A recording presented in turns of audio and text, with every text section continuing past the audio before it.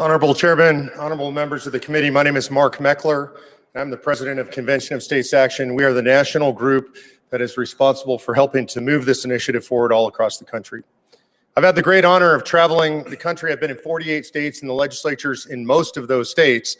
And I will tell you, being in those legislatures, being here in Montana today is what actually is the only thing giving me hope for our nation today. The state legislatures are filled with real public servants, people who are here for the right reasons, not for money, not for fame, not for power, but because they care about their states. And they've taken an oath to their state constitution and the United States Constitution. Today in America, all of that is at stake. I think people agree with this regardless of what side of the aisle they're on. We're seeing incredible division, perhaps the greatest division we've ever seen in modern America. And everybody, regardless of the side of the aisle or the political ideology, is concerned about what's going on in the country today. I'm here to tell you that the only solution that I'm aware of today in the United States of America that can solve the big problems facing our country is Article 5. Our problem is we're so divided as a nation, and we do everything or so many things in Washington, D.C. Roughly 60 to 65% of your state budget is controlled in Washington, D.C. And with a divided nation, what that means is roughly 50% of us are always angry about what's going on in Washington, D.C. The founders had a solution for this. They called it Article 5.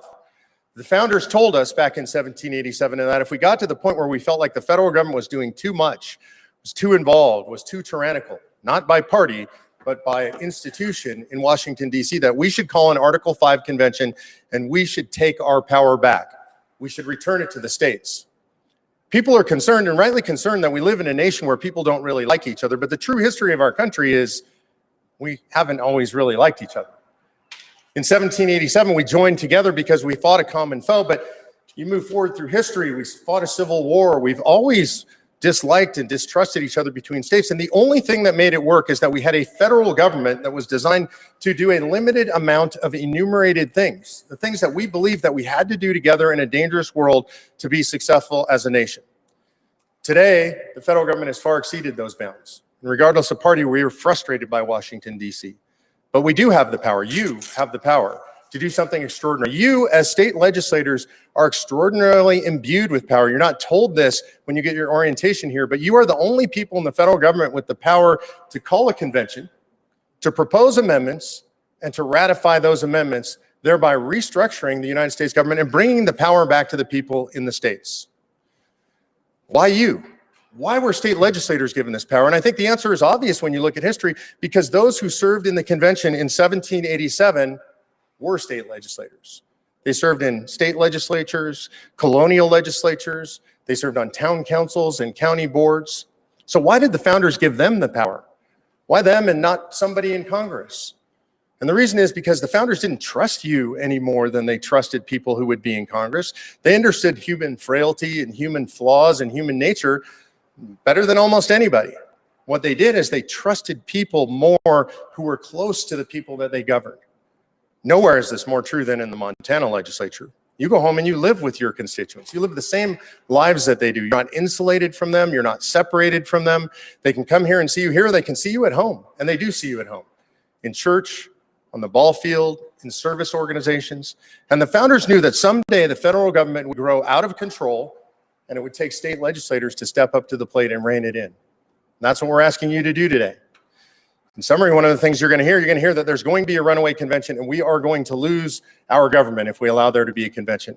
It's very important that you understand two things. One, we've lost our government. If you think you have any control over what goes on in Washington, D.C. today, the control is the other way around. They control us as individuals, and they control your state, 60 to 65% of your budget. Number two, and equally important, the idea of a runaway convention is a fallacy. It's actually a fallacy that was invented in the 1970s by the radical left to stop conservatives who were trying to do important things to limit the growth of federal government. And you don't have to believe me, this is all on our website. Read David Horowitz's article about this. He's the great scholar of the American left. It's also important to remember who supports this and who doesn't support this, because sometimes I can't know the politics of everything, so I just look to who supports it. Every major conservative figure in the United States of America who's commented on this, all the talking heads, Limbaugh, Levin, Shapiro, Hannity, are all in favor. All the scholars, Randy Barnett, Robbie George, and right here from Montana, Rob Nadelson.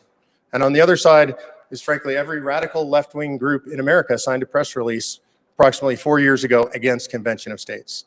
So I'll close with that. The idea is that you have to choose a side at this point. And you have to make your choice between Montana or the federal government in Washington, D.C. I'm here to tell you that I choose Montana, and I hope that you will choose to support SJR 2. Thank you for your time.